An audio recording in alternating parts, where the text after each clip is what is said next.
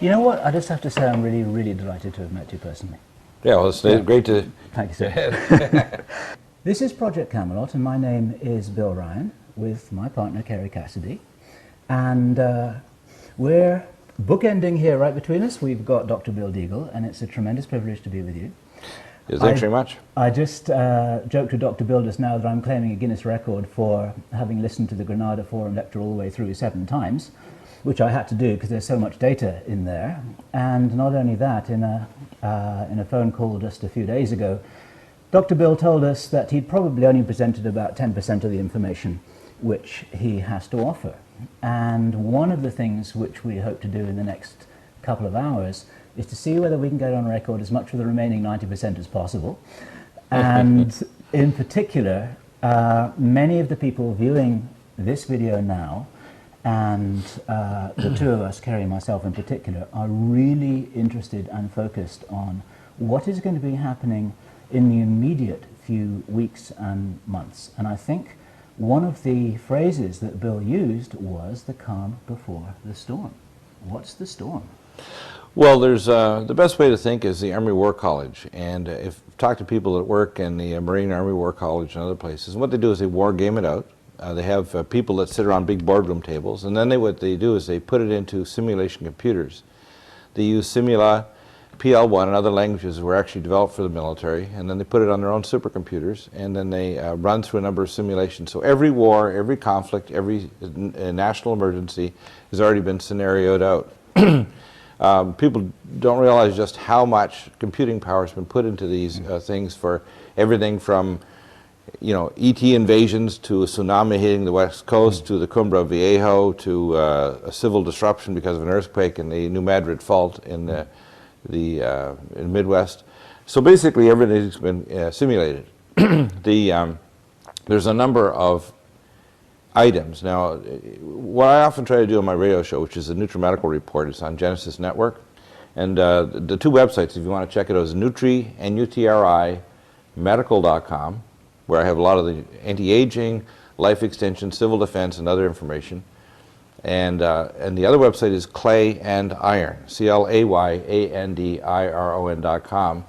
The network is Genesis Networks out of St. Paul, Minnesota. And their website for getting podcast streaming and on-demand, which replays the shows, is GCN, George Charlie Nancy Live.com. What I try to do on my show is I realize that one of the things about having a regular radio show is you can bring in all these experts and guests, but there's several ways of approaching it. My approach has been to try that if they listen to enough shows, that people will start to see a montage of images that will change their paradigm. Because you can't change people by necessarily beating them over the head with the facts if they emotionally aren't ready for that. Yeah. And you also have to change their paradigm by what I call by the little grades that happen as they listen to more and more people, and they are willing to accept one message from one type of person or one way of doing it, or a little humor or some music. Yeah. And eventually they get to the point where they're able to then accept the intellectual truths, the spiritual truths, and so on. The two key things that I try to teach in my show are the first thing is that people don't know what they are. People really don't know what kind of a being they are, and because of that, which is in many cases kept purposely away from them, they're manipulated. For example, if you didn't know you were a bird, you'd obviously not try to fly. Yep. Right? Good analogy. The other thing is I try to teach them is that everything that they have learned in the past has been pre-digested and presented to them, so they really don't understand the nature of the universe they live in. Yeah. They don't even know what, quote, reality is. And all this is one of the parameters in the model, presumably, that people are interacting with this stage show, right, with a very limited amount of information at their disposal with which to react and make appropriate judgments. Right. So what I try to do is I try to stretch them beyond that. And one of the things that I try to do is there's no such thing as a sacred cow.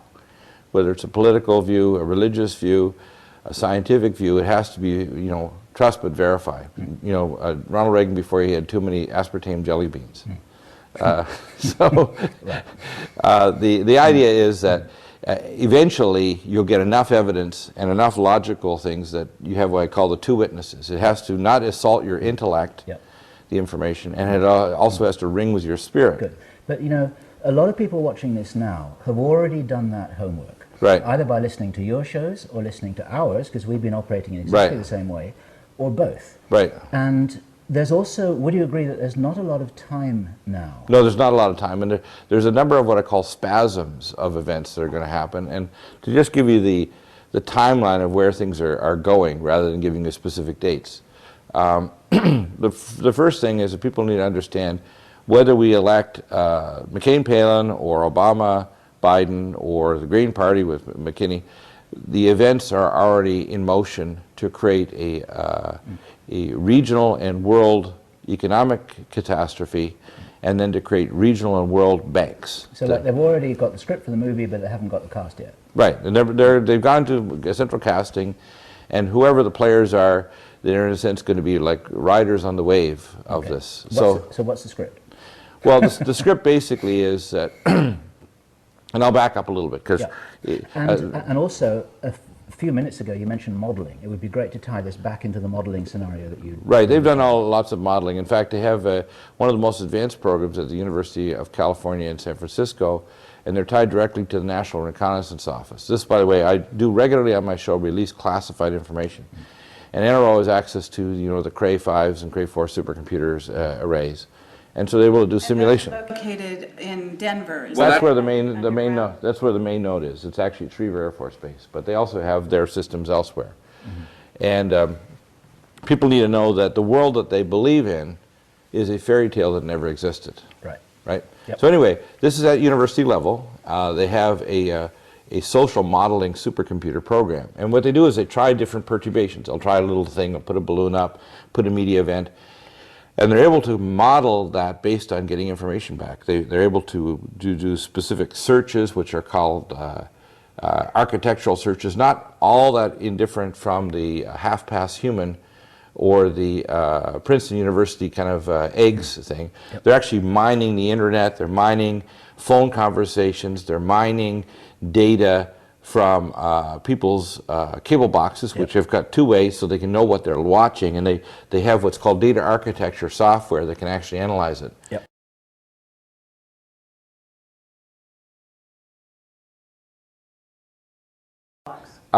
That's a possibility that they can do that, but the most important is they just know what they're viewing, and if they know what they're viewing, what the box is turned on to, they can actually put this back into their data, and they can then say, based on area code distribution, demographics, etc., because people need to know that every phone conversation always was monitored, every fax always was monitored, and they have had supercomputers, and in 2003 they launched what's called the AI system, which is a intelligent supercomputer with the intelligence of a human being, in other words, a smart human being, but able to think 10 trillion times faster, with the access to all known knowledge and history, and a complete access to the internet and all of the communication pathways. So, okay, with that in mind, the modeling, they are making their plan, their agenda is going to be played out as what, the biggest surprise they can think of? Well, no, what they do is they already have a cybernetic copy of the Earth, and they can actually do models with that and try to do what's called timeline pathway analysis. And right, but how do they choose? Do you know that? Part of virtual world with virtual people. They get a virtual world. I actually took care of employees working on what's called the Sentient World Project in Denver. And it's But I still don't understand what, how they're choosing their scenario. In other words, we know that the financial collapse. Well, they is can being try a scenario, and they orchestrated. can actually try it in the cyber Right. world, and then they can see the response based But have on you gotten parameters. feedback from, say, secret deep black projects saying, they've chosen this scenario? Some things.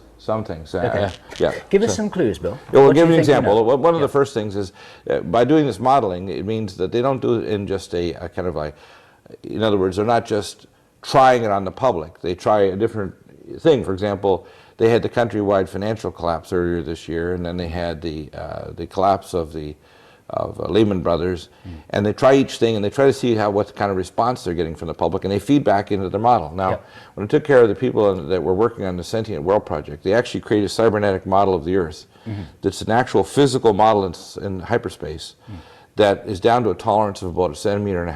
So all the roadways, buildings, everything, people, everybody inside that model are actually considered called nodes. That's their actual term they use for it. Yep. Besides doing the cybernetic computer modeling, they're using other technologies. Some of them are quite alien, if you want to call them. Okay, I can believe it. And when they're using these technologies so they can actually analyze timeline pathways, because what they're trying to do... We're talking about Looking Glass then. Yeah, Looking Glass is another... Looking Glass. Yeah, exactly. And of course, a lot of people don't understand that most of these are actually based on what's called torsional vortex imaging, which is hyperdimensional imaging. And torsional vortex imaging we've had since the 1950s, reverse engineered. Yep. Torsional vortex imaging was the top project of HARP. It was not the bottom project, it was the top project. Okay. So torsional vortex imaging allows them to look through the Earth to see all the resources. So the primary thing was to drop a thermomagnetic mirror with aluminum and barium salts at Which is the 73... chemtrail project. Yeah, but it's really high. It's 73 to 80,000 feet. You won't see these. Okay. And when the particles are put up there, they last 2 to 3 years in space because they layer out and they get locked into that layer at the upper troposphere. Okay. Yep. And it acts as a mirror for what's called torsional vortex imaging. So they can throw a pulse and then see an echo that comes back and they can image it. I got it. Yep. So they can see oil resources, gold, minerals, titanium, whatever they need. And they can also see through the Earth and see underground bases, cities, facilities. So for example, when the Including stuff that isn't even ours. Right. Yep. And they can also see stuff that's not ours. Exactly, see giant caves and cavern systems that go hundreds of miles through the Midwest. Right. But they can also see things like military bases, like the Chinese nuclear and military munitions base that was struck with a tectonic weapon in Sichuan, West China. Yep. That was a specific use of tectonic technology, right? Now we have our version of it, and the Russians have had a new system called a supercapacitor technology. So they're able to make these very, very powerful capacitors that can generate similar things to our HARP technology. Okay, but where are they going with this? That's actually what we... Yeah, where are they going with all of this, just to give you an idea? The first thing is you have to look at the menu of what they have, and they try various items, try to perturbate it, and then do computer modeling, and then they decide on whether they're going to proceed now or in the near future. Like a lot of people say, well, why hasn't there been another 9/11? Right? Another, like, blowing up cities or doing other things. Because for years, they've been doing war game simulations of a 10-kiloton nuke in a number of cities. For example, this year it was in Portland Harbor, and last year it was in Charleston Harbor, where they actually did a simulation of a, and it was not just the U.S., it was U.S., British, and Canadian, where they're doing a joint war game simulation of this and trying to see the civil defense and the radiation plume and the movement of the public and, you know, how to handle the bodies and all this kind of thing. So they're doing all of that. They do this on multiple levels, and they feed the data back into their supercomputers to decide what will work best. One of the things that we did back in the late 90s, I was a doctor for Rocky Mountain Occupational Medicine, and we got the contract for the hazmat teams in Colorado, for the FBI and the Center for Disease Control to do a war game simulation called Operation Top Off and Operation Dark Winter. We did a simulation at the you did a simulation at the Performing Arts Center on a, quote, simulated release, not a real release, of pneumonic plague. And we wanted to look at the kill ratio in terms of how quickly the system could be activated, the EMS system, to be able to get people and treat them and triage them and whatever. And we did a similar one down on the 17th Avenue of downtown Denver at the second floor window of an apartment, and we had we even set up a sprayer to spray out the window with a little compressed air, a little vapor stream, which was supposedly anthrax. So it would be a weaponized anthrax stream that would actually spray out that second floor window, and that anthrax stream would then, we would then have people go, we had hazmat officers and special forces, and they would go to various hospitals like St. Joe's, Presbyterian, St. Luke's, etc. And we try to see, we was recording all these data intake sheets, whether or not, number one, the emergency departments would activate CDC, get the proper specimens, get people treated in a timely fashion so they wouldn't die. We killed everybody. On both of them. We killed everybody. So what we why did you kill everybody, though? We killed everybody because the system was too inadequate. The emergency department doctors, the infectious disease, the activation of the system, the tracking back to the source of the spray would have been too long. So if there was a lethal weaponized anthrax, it only needs, let's say, 80 spores to cause a lethal infection rather than 80,000 to 100,000. that we figured out from the dispersal at that level in the canyon of, say, 17th Avenue would have killed at least 4,000 to 5,000 people that were, during the middle of the day, would have been exposed. Right. Now, the reason why I bring out that model is they're doing this all the time with their cybernetic models because they're trying to steer society along certain timelines. Right. And they have various forces. All of the people in this quote, you hear the word New World Order, they're not in agreement, and there are various levels, and most of them think that they're at the top of whatever level they're at. And they're really at the bottom of another level. Okay, even the people at the top of that are human, because the New World Order is not being run by humans. Yes. Okay? Exactly. They need to grasp this. I call it, the analogy I use in my show is, in Victorian England, they would, as part of a parlor game, they'd bring you to their gardens, and their gardener would kind of make a little maze, and then you'd go through the little maze and thought you were so quite clever because you get out in a matter of moments. And then what they do is they take you to the big maze, which is done by a very clever gardener, and the only way you could get out is if you were talked out. Okay. Okay? If you weren't talked out, you wouldn't make it out of the maze. You'd be stuck there afternoon and would not have tea or anything, right? Okay. So the thing was to humiliate you to realize that there's no way you can get out of this big maze unless you changed your paradigm of how to get out of the maze. Okay, right? good. Right. And what they're doing basically is they're, in a sense, they're sheep dipping the entire society to kind of buy into the lies of what's going on. People don't know what kind of, even modern history has completely been rewritten. Everything. But there is some waking up going on. It's happening is this anyway. Also factoring? Yes, it is. It's also being factored in. Sure it is, and that's why there's been quite delays. In fact, if you look at the published documents like Global 2000 about population reduction, if you look at the planned release of things like avian flu, if you look at them planning on blowing up cities or with dirty bombs or micronukes or doing other things, they're way behind schedule. This also means that they've also programmed in the Nutrimedical report and the Project Camelot interviews, and they're taking all of that into account and then recalculating everything, right? Well, they are, but the problem is there's a number of wild cards that they're not in control of. Which are? Well, lots of wild cards. Okay. The first one is there's a human one. Human beings are a polydimensional, being that far transcends what people usually think of as human. Just to give you kind of go back up in terms of little physics, our plane of existence, the energetic plane, has 5 dimensions, not 4. Okay? Yep. Then the spiritual plane has 7 dimensions. Some people call it astral. And then there's the 13th, which is the eternal. Okay? And everything are harmonics of that. That's why the very nature of existence itself is literally the passage of spirit through energetic planes. It creates a montage. We'll buy all of that. And what we are here, what I see in my field of vision, is a tiny tip of a huge iceberg. Right. And that iceberg is a beautiful, fantastic, wonderful, eternal thing. And, right, exactly. In other words, this moment that's existing right now as we are taping has always existed. Yeah.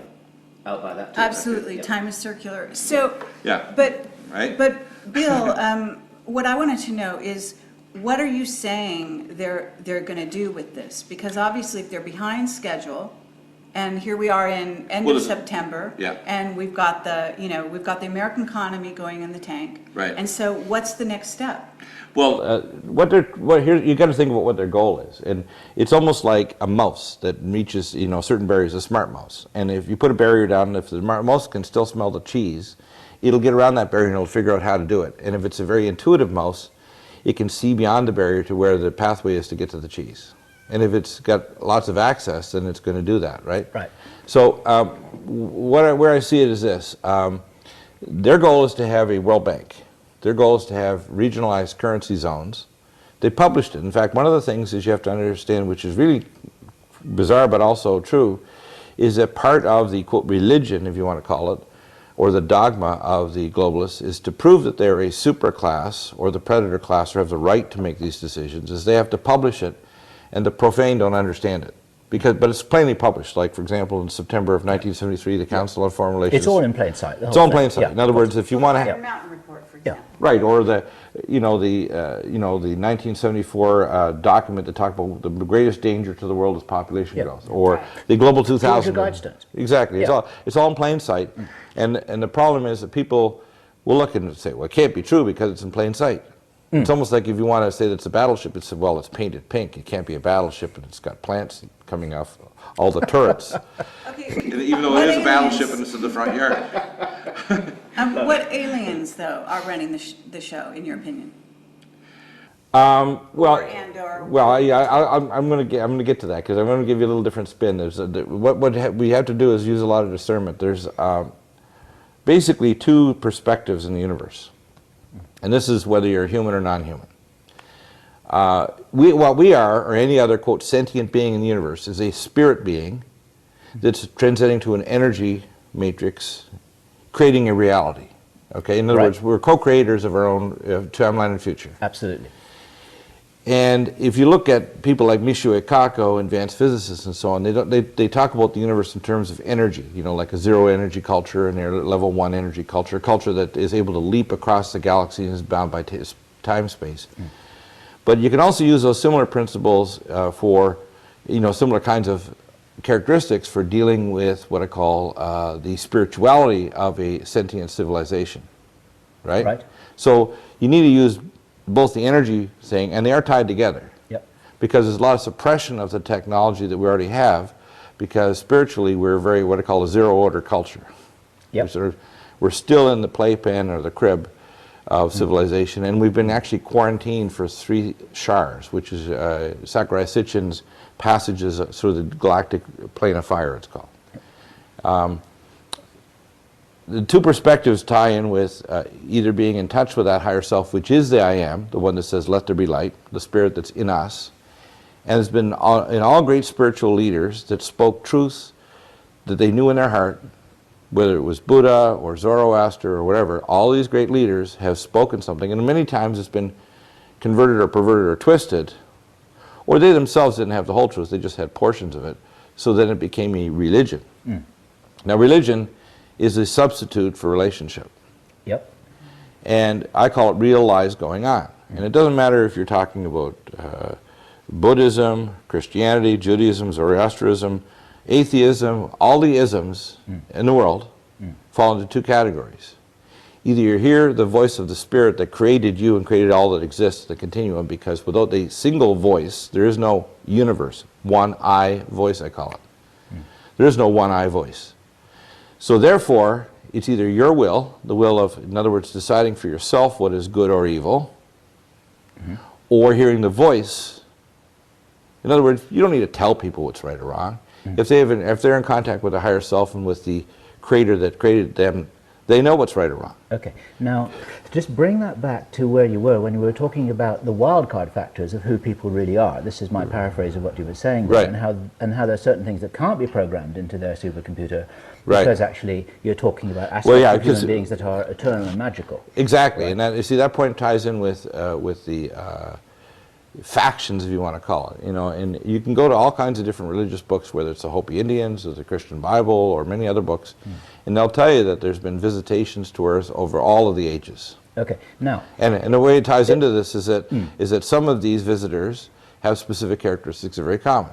For example, the Naga in the area of the Oceania, right, which are, you know, the serpent people, or the feathered serpent god or whatever. And what you'll find, or the Dagon, you know, which are the amphibian beings that come from a world, and therefore even the hat, for example, that's on the Pope is actually a sign, is called the sign of Dagon, right, Yes. which is the fish god, or Onanes, yes, exactly. Right? Okay. But right?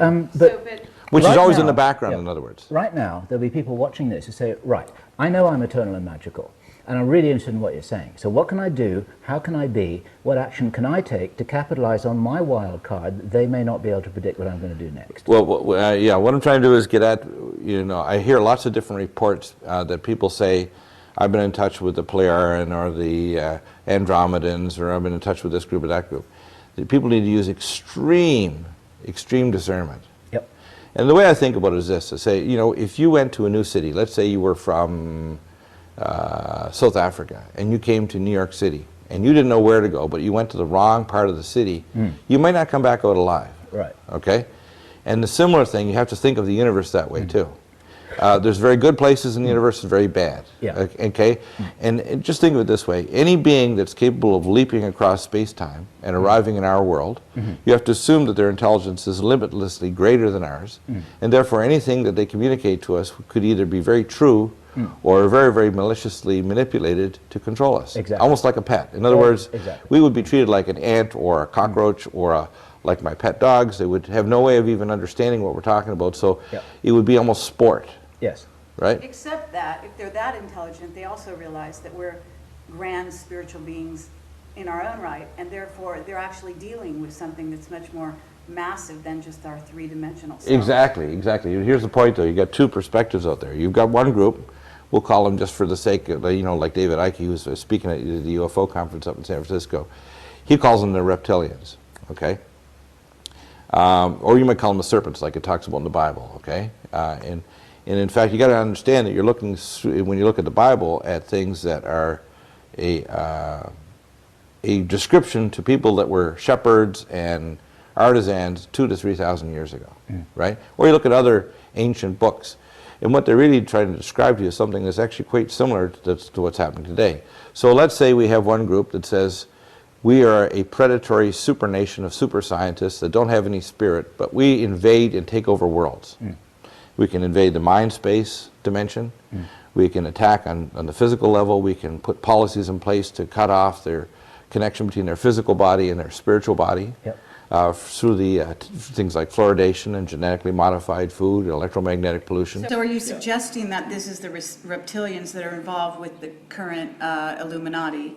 Well, have this type of agenda? Of course, That's but it's what you're yeah, it's just it's no different than what the Bible's been saying all along. The serpentine. Right. It's just that I want to sort of base it here in the here and now a little bit. Right. So that people will understand what you're talking about. Yeah, a lot of times though they misjudge it because, for example, when David's done a lot of really good work, but one of the times if you don't know what you're seeing because you've never seen anything like it before, what he did is he took a thing called ayahuasca, which is an analog of dimethyltryptamine. Yes.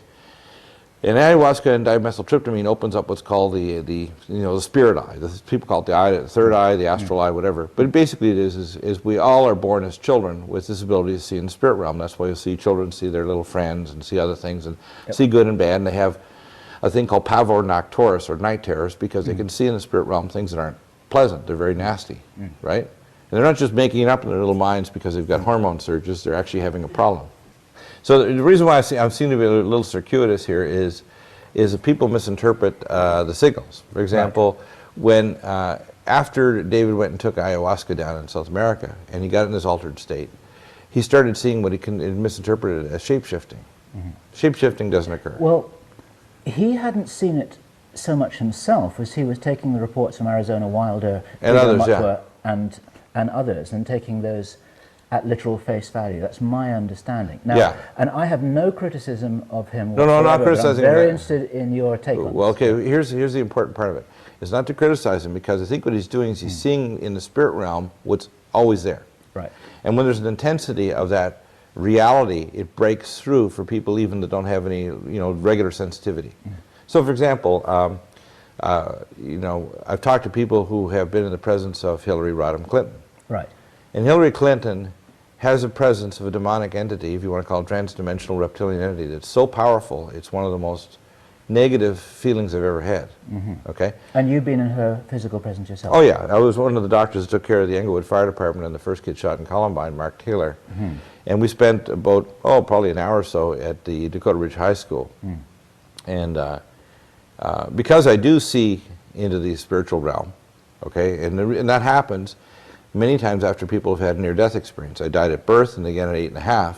And because of that, there's a mass release of DMT, and when that happens, it changes your brain structure and the very nature of how you perceive things. If it happens when you're really young, it does it at a time when you can understand and interpret things. If it happens when you're older, you can misinterpret things. Interesting. Yep, gotcha. Did you follow me? Yes, I did. Which is the reason why when you go to any religious group, you'll find that it's always children that are exposed to things like this so that they can understand them better. Otherwise, they can be freaked out if all of a sudden you start seeing things that you say, well, look, I've lost my mind, I'm not rational anymore. Okay, but you're saying that in terms of Hillary, you're actually describing what you consider to be a demonic entity as opposed to a reptilian. Is that what you're saying? It's a reptilian, all right. And you see it, you're not seeing a 5 foot, so whatever female, you're seeing a giant, reptilian entity that's in a different dimension. Exactly. But because it's a reptilian entity doesn't necessarily make it demonic. Well, let's put it this way. It's still an ET from a different dimension. Oh, this was evil. This is your evil. Yeah, perception, yeah, okay. yeah. This is evil. What people need to understand is that there's a vast universe out there. If you just listen to a lot of the scientists, and everybody that's probably listening to this, will understand. If you just, they're looking for bacteria on Mars, and they're looking for other evidence that there's even simple life form on Titan and other planets, and planetoids and so on. The fact is, if you just take the minimal number of factors, there's 100 billion stars just in this galaxy, and there's 100 billion galaxies, and that's in the so-called known cosmos, in this known cosmos, which in a sense is probably an elemental particle in a yet larger universe. Right. Right? Yeah. Yep. So But Sure. I'm still back with, So- with where you were saying that David Icke was wrong because Well, he was wrong because I actually think seeing I think what- reptilians, and you're saying they don't shapeshift. things have to also match science too, because when if you had a shapeshift from a smaller individual to a physical presence that is, a giant reptilian or whatever, you're going to actually have the thermodynamic laws will cause spontaneous combustion. It just wouldn't occur. So what you have to do is, unless there are changes in the laws of physics, which isn't going to occur, then what you're seeing is something that's completely, doesn't occur. What's happening? What you can see though is your perception is changing, and you're able to see into different dimensions simultaneously. Yeah, that's an ability. So they aren't changing, your vision is changing, your ability to see is changing when you're looking at them. Yeah. Now, a lot of time people have to use these kind of things, and now the biggest problem I am worried about is that when there's a lack of discernment, there gets to be a mixed message, and so many messages have a lot of noise in them that people won't get a clear understanding of either the opportunities or the dangers of what's going on. Sure. And so you'll have people, for example, like Arizona Wilder and others, that say they've seen these things happen right in the middle of ceremonies, whatever. And what they don't understand is the intensity is so great, they're actually seeing into the spirit realm that's happening in a parallel universe. Yes, Right. it's a perception that's being Okay. altered. It's not the physical And reality. it's not physical reality, yeah. Exactly. We're tapping into that, but at the same time, let's talk about how does that impact the Illuminati agenda, because we've got a lot of reptilians influencing that agenda. Well, let me explain what happens is, if you look at all of the secret societies down through history, not just in our current history in the last 6,000 years, but basically pretty well all of human history, going back to previous civilizations that have risen and fallen, there's been this, if you want to call it, Dark Alliance. Okay? Now, the Dark Alliance has been basically with higher orders of these secret orders that have passed down through. In the most recent past, going back the last 6,000 years, it was the ancient Sumerians and Egyptians. All the highest rulers of those civilizations would put their children through sex magic rituals, human sacrifice, and other things, so they would create if you want to call it, an astral gate in their mind, so they could attach these transdimensional entities to them, almost like the suckerfish on the shark, okay? Yes. And that you could not advance within any of these higher orders unless you went through these ceremonies. So Savali talks about this actually, and so does Leo Zagami. Right. So what happens is, for example, if you're going to get to higher orders within the Illuminati, you actually have to go through these rituals in order for you, and the greatest power is for your ancestors to actually, quote, curse you, to be attached by these things, to gain more physical, psychic, emotional, and intellectual powers, so then therefore you can become a, quote, human, which in Welsh is serpent man. Okay. And if you look at the Magna Carta, it was written not for the mansters, which was the word monster, was converted to monster. It was for serpent men, or the royals. Those who had gone through the ceremonies were humans, which means serpent men, and had the transdimensionals literally attached to them, almost like a parasite, a psychic parasite, to create a, quote, human, which is a new, if you want to call it, hybrid. Clay and iron. In other words, you have the iron of the serpentine transdimensional beings with their higher science and abilities and so on, literally attached to the man to create a human. Okay. Okay. So Okay. basically, So- you've got Illuminati with this proclivity, whatever you want to call it, and then what happens? Because that's where we are now with society. These people have been leading the way, if you want to call it leading, down a dark corridor, so to speak. Well, they consider themselves, you see, One of the problems is it's a matter of perception. If you feel in your own twisted way that you're deciding what is right or wrong, and you feel you have the right to decide, and you're the keeper of civilization. For example, if you look at the tunic on the Teutonic Knights, right, you'll see these strange swinging arms in the form of a cross. That's not a Christian cross. That cross goes long before Jesus Christ, long before there was the first Jew, long before Egypt and Samaria. It goes way back to Atlantis and before. Okay, you're talking That about cross, swastika as well, right? the swastika is a little different symbol, but that cross actually is a symbol called as above, below. Okay? And what you're doing is you're looking at the swinging arms of a galaxy above and below at the equinoxes. So that's what you're seeing there. Now, Bill, Okay? So here we are But- at this juncture where We're we're now- actually moving into the galactic center. Right, so we're moving not only through the plane, but at what an equinox. So we're having passing through the plane at an equinox has very important effects, not just on the physical plane, because we're entering an energy belt, which affects the DNA, it affects life form and communications and everything, but it also affects the spiritual aspects of the creatures on the planet. Yeah.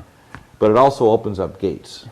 Bring this back now to the Right. problems of discernment, to the wildcard factors that have got to do with the eternal magical creatures that we are and how this can't be modeled in the supercomputer, and then again with what they do think they are trying, or what you do think that they are trying to do with us over the next few weeks and months. And, Well, what- there's a way to align this information in a way that's practically meaningful to people there. Right, so Who actually, as we speak, are thinking, what do I do with my jobs, my family, my money, Yeah, I wanna get my to that too. location? There are practical problems to solve here. Yeah, the first thing I think, number one, is they have to discern, number one, am I involved with a religion, real lies going on, or am I involved with spirituality? Right. And I'm not necessarily going to put a label on it or tell them which one. What I try to tell them is that, for example, I'm a believer, but if I go to a church, I'm going to cause trouble. Because I know things that they can't know and won't know. They're going to show that a lot of things that they're teaching are patently lies. Okay? Of course. And unfortunately, it isn't just one group or another.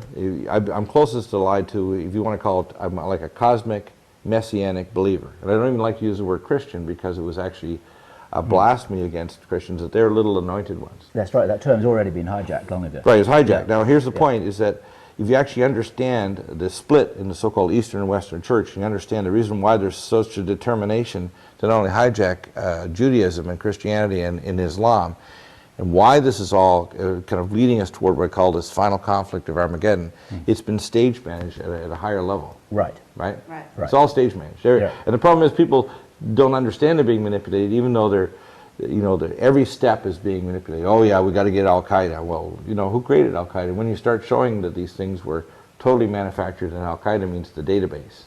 Yes. Or you'd show evidence that the World Trade Center towers were demolished with advanced explosives, including micronukes and thermite. Or you start to demonstrate the financial line, like John Boncour, who's a Mohawk, who was actually speaks prophetically. He was on the show last week. The way I want people to do is first off, don't accept something unless it's intellectually correct, at whatever level they're at, unless they go back quietly and pray and try to hear the voice of the Creator God. Because the problem right now is that there's so much noise, it's discernment to keep them in, quote, Babylon or confusion, Yeah. so they won't be able to discern, or they'll just dismiss it and they say, look, you people that talk about UFOs are nuts. Okay? If somebody had told me this years ago, I'd say, you're crazy. There's no way, going through medical school, training, surgery, whatever, I'd say there's no way that could be true. Because my mind is now focused on, I'm going to be a doctor, I'm going to help people, I'm going to do this and that, and I'm getting access to the totality of human knowledge and science, and I'm going to be able to, some future date, we're going to be able to help cure people of disease and so on. Not knowing that only 4% of information is access to even the university PhD tenured professorial level at the top levels in the world, and the other 96% is by invitation only. Right. Right? Or that society, and then when you've been invited to enter those realms, then you start to realize, like, my gosh, your whole world is shattered, right? And that's what's disturbing about this, and I'm trying to get the message to the people that the hardest is to argue with people. Like, I remember having an argument here a year and a half ago with Professor Stephen Jones, who felt that thermite could have brought down the World Trade Centers alone. And of course, because I had a background in quantum physics and nuclear physics, I was supposed to go to MIT, and I went into honors biochemistry. I asked him a series of questions that he couldn't answer on a scientific ground. But he wanted to cling to his a priori idea anyway. Even though there was probably evidence it was thermate, there had to be nuclear explosions. There could not have been directed energy weapons, and I tried to explain to him, because I was a doctor for U.S. Space Command and Strategic Defense Star Wars. I said, and I talk to the engineers at very high levels and know exactly what's capable and what we have. Okay, but you have a really interesting background, okay? Right. But a lot of people say, well, you're working for them. Yeah, I know they'll say that, but that's what people need to do is ultimately they need to do intellectual analysis, and they need to pray. They need to trust their gut, in other words, their spiritual gut. So how did you get out of it? Because in a sense, you did work for them, right? You were their doctor. Well, as a doctor, I didn't know it. What happened is, here's what happened. People are so compartmentalized. Initially, I'll give you an example. Initially, I talked to someone working at, say, Falcon. And they had a little badge that would allow them to go into one hallway and down one pathway into one room with a security card. And they'd face scan them with a retinal scan and then fingerprint scan them. And boom, they go in their room and they'd spend so many hours there and they'd walk down the same pathway and they were monitored. And they have to follow lines, isn't that right? They have to follow certain lines on the floor, and if they don't, they're immediately apprehended, and it's not pleasant, okay? So they're very highly compartmentalized. So you can talk to your doctor. Now, these guys really love being able to talk to me, because what I would do is I would talk to all the different people, and because I have this advanced technical training, which they never assumed I did, like, on artificial intelligence, supercomputers, electronics, quantum physics, and other things, I talked to them about their project, and after a while, they were more interested in hearing what I had to tell them about what everybody else was doing and projects that they didn't know anything about. So as time went on, I gained more and more knowledge. Yeah. And because of your training, you knew what questions to ask and knew how to listen. And you knew what they would really and they wanted to talk, because they couldn't tell their wives. They weren't allowed to tell anybody, their son, their wife, their children, anybody. Or their next door neighbor. So you get this aggregate of information. Right, and so what happens and on top of it, you've had these life-death experiences. Right, and some what I would call supernatural and some other types of experiences that all fit together. So you're putting all of this together, and then you eventually create this radio show, right? And you're interviewing witnesses and so on. But where are you at now, if we take this whole package, and you've got something to say here because you called us, and I believe you have some very interesting. You were told to call us. I was told to call. Wonderful.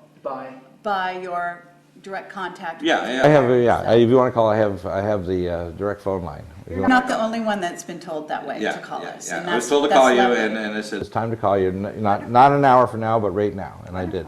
Okay.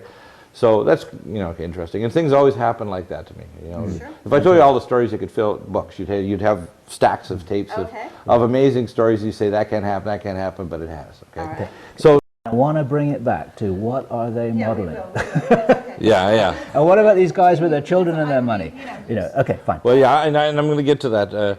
So basically, I want people to discern and use discernment, and I. Therefore, why do you think you were told to call us? At the moment, I had no idea.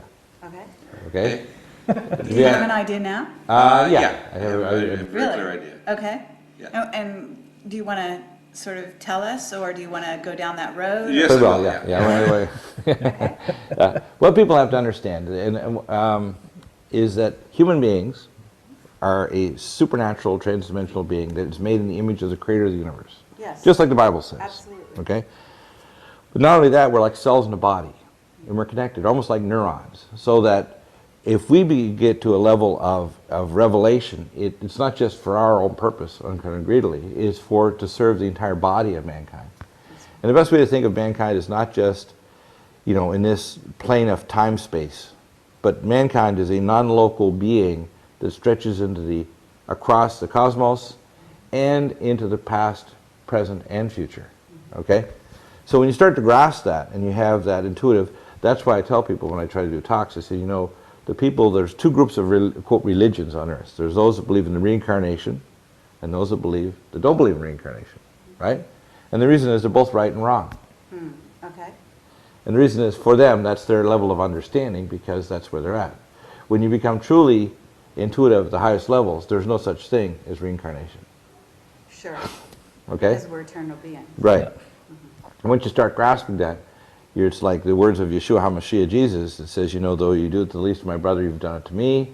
if you actually felt the pain of allowing your government to attack and blow up little girls in Baghdad, you wouldn't do it because it would be like a neuron connected to another being. Or you wouldn't walk by a plant starving for water without watering it. You wouldn't spread depleted uranium on the crops because you could feel that. In other You words, wouldn't do these things because you're doing it to yourself. right. It's another expression of the I am. Okay. Totally. We're a gardener of the garden. We are actually, you think of each spinning galaxy as a spinning flower in the universe. Okay. And But let's get back to this because we've got reptilians influencing the Illuminati agenda, and we've got an agenda that's being rolled out on a bunch of eternal beings that don't really recognize their eternalness. And so how's it going to play out? What's going on? Well, first, the thing that I found and why has this been allowed well, to it's get allowed so to get far? so far for a couple of reasons. The most important thing in the universe for sentient beings is to have free choice. In other words, to choose to remember. I mean, a lot of people think that you're going through life to learn things or to prove a point or to reach so many, like a point system, like a grade, and that if you reach a certain grade, you can transcend, which is totally garbage. Mm-hmm. It's like my little daughter with Down syndrome. She doesn't have to earn points to be my daughter. Sure. Okay? Yeah. You are a son or daughter of the Most High God. Mm-hmm. And what's happening is your birthright's being stolen away from you, just like the story of Jacob and Esau. It's being stolen away from people. And the problem is it's being stolen away primarily to tell them things that they are not. Or to fill in dogma, and of course, interesting, the word dogma means am God, backwards. They're being told that they should decide what is good or evil rather than deciding from the Spirit by making that connection. Because the only way for people to connect and not have an external matrix is to have the Spirit inside them. Absolutely. Now the problem I see is this, is that people have to discern there's two groups in the universe. There is, if you want to call it the dark empire, we will call them the trans-dimensional beings. We might call them the lords of darkness and their princes.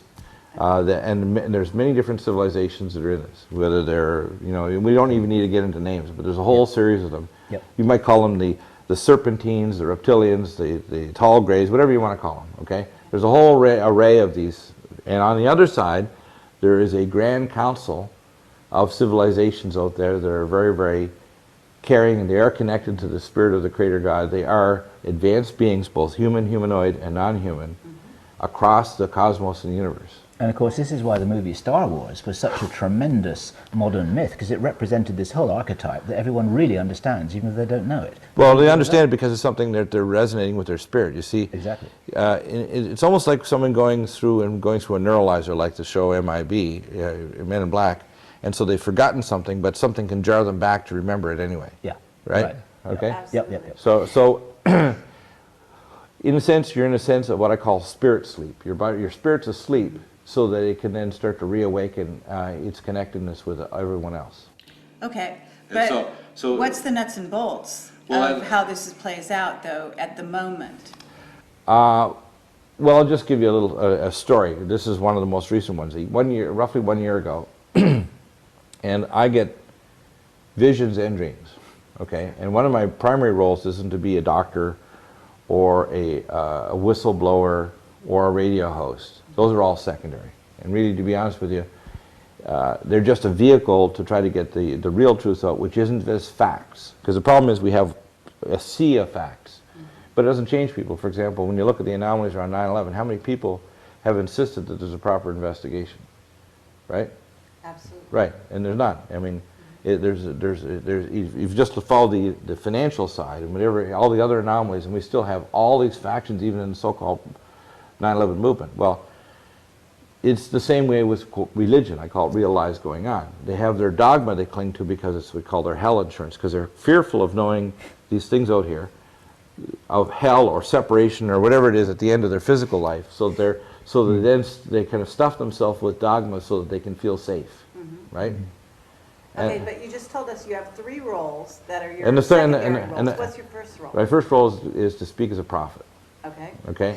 Now I'm not talking about Monty Python, fill the stadium with prophets thing. And there's many different prophets. For example, I had on the show last week, I had John Boncourt splitting the sky, and I really believe that there are many people, especially now, that there's a prophetic role for them. Sure. Okay. And they're from all different nations, colors, peoples, whatever, on the earth. It's like the body of mankind. But there's specific prophets that have what I call, if you want to call it, a executive role to try to bring those together and to bring the picture together so that it can be a platform to have an overall synthesis that can present it back to mankind and say, now see, so they can start to kind of get with the program before all hell breaks loose. Okay. And that's one of the reasons why I do my show, and that's one of the reasons I believe I was told to call you. I come from the perspective I want people to get rid of, quote, religion and get in every moment into spirituality. In other words, don't go to church on Sunday and think you're safe all week or whatever other day you like. Don't go in your prayer room and think that you're...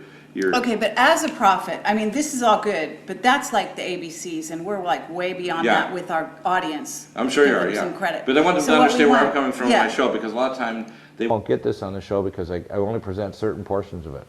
Now, here's the next step. Okay. The next step is 1 year ago, I was taken by the Grand Council to the eschaton. Okay. The eschaton is beyond time-space, Sure. okay? Now, this may seem very bizarre to people. I've been there 3 times. This last time was 1 year ago. Okay. And it's not a hallucination. It was a courtroom, if you want to call it, beyond time-space, with 24 witnesses through human history, Okay. okay? And we were brought before the council because they're making a decision, either thumbs up or thumbs down for our civilization, Okay. okay? And we're at the knife's edge of a bad decision. Okay. Okay, and I believe you. Right. Mankind as a corporate being has to make decisions to get on the right timeline. Absolutely. And if they don't make the right decisions, we're going to get on the wrong one, and we're going to become a dead cinder. In a sense, this planet, and if you want to think of the Earth as a living being, it's like a giant womb of these spirit beings called human beings on Earth, or mankind, that are about to be birthed to become, I call, Homo luminous, or Homo galacticus, or Homo, an advanced mankind that can interact with advanced civilizations across the cosmos, that doesn't have to have a matrix of billions of laws, that doesn't have to have a chip in us to track us to make sure we're good, and do all these things. Because what we're at this nexus or crossroads where we either are going to have the law, as Jesus Christ said himself, which is one of the great teachers, Yeshua HaMashiach, which means the Father in the flesh, okay? And we are the Father in the flesh. So are you. It's as we wake people up, they then manifest what's always been there. It's the manifestation that counts. We're not greater than someone else. Okay, We're just... so you're in front of this council, and you're And what it is- witnessing what? the consciousness of all of these people down through human history Okay. to the council and all these different beings in the courtroom, and they basically came up with a judgment. They said, now we are sending you back, and the time is very short before judgment is going to fall, and mankind as a corporate being must get this message. And if they don't get the message correctly, which transcends religion, politics, national borders, or their version of a new world order or world government, because they get a world government that's absolutely noxious. It's not, see, a world government can be a world government with national boundaries and nations. It can be with peoples that keep their recipe cards and control of their civilization. It can be with a world that has some degree of order without knocking all boundaries down and creating regional trade zones, because the world is not based on economy. It's based on, if you want to call it, identity. Okay, and what they're doing is they're homogenizing the identity so they can control the population and turn people into cybernetic robots, is what they want to do. Absolutely. And they're literally moving us step by grade into a matrix. Now, the future that they're talking about is where citizens can even have the option of having a brain interface chip and be loaded into a rack. And they won't even have to exist in the physical world. Their bodies would be put in life extension technology and loaded in a rack for centuries or thousands of years. That's where we're headed. People say, oh no, that won't happen. I said, well, I'm sorry, but that hellish world is right around the corner. But it's dependent on humankind. And whether we'll even get to that, or most of civilization will die, these people are feverishly building underground bases at the rate here in America, for example, of 2 bases per year, anywhere from $18 to $26 billion. Yeah.